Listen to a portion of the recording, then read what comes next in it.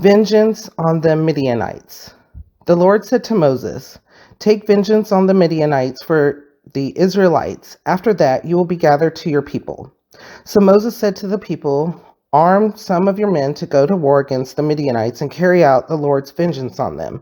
Send into battle 1,000 men from each of the tribes of Israel." So 12,000 men armed for battle, 1,000 from each tribe, were supplied from the clans of Israel.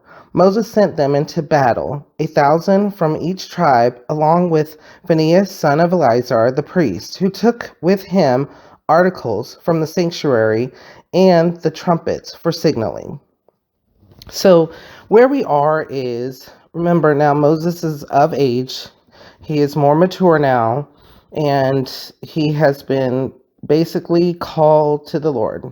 Basically, Moses is going to die soon, and he has already handed off leadership, or will be handing off leadership, to Joshua.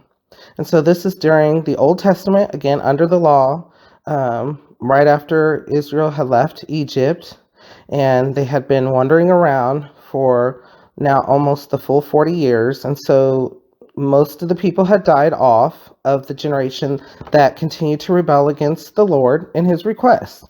And so now you have the start of the younger generation, and at this point, the Lord is wanting them to take vengeance on the Midianites. A little bit of backstory is the Midianites were, again, people that were against the Lord. They had worshiped gods, and they were doing the abhorrent things that the Lord were sin, basically. And so now Israel is going to to get rid of the Midianites, and the Lord was going to battle with them and for them. So let's continue to read.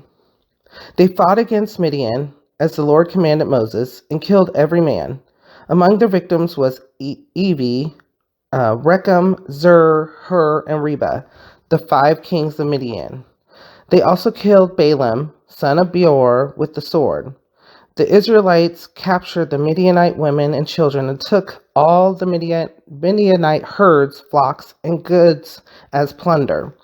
They burned all the towns where the Midianites had settled, as well as their camps. They took all the plunder and spoils, including the people and animals, and brought the captive spoils and plunder to Moses and Eleazar the priest and the Israelite assembly at their camp on the plains of Moab, by the Jordan across from Jericho. So once again, there's a lot here.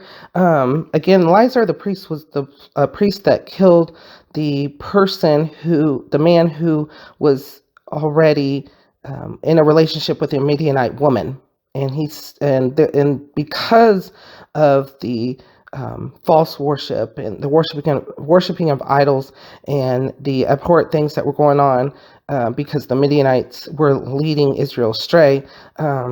Eleazar was one of the ones that had killed the man and stopped the plague that was happening, that was killing the Israelites.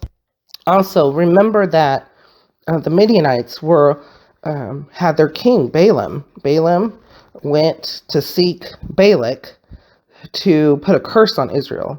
So remember, the Midianites were already against Israel, full on, including trying to obtain divinations and sorcery to go against God's people. And God's not going to have that.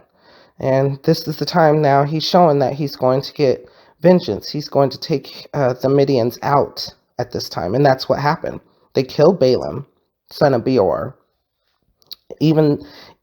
So even though he had tried to ruin them before, now that his future has shown, he was trying to go against the Lord's people, and he was killed because of it.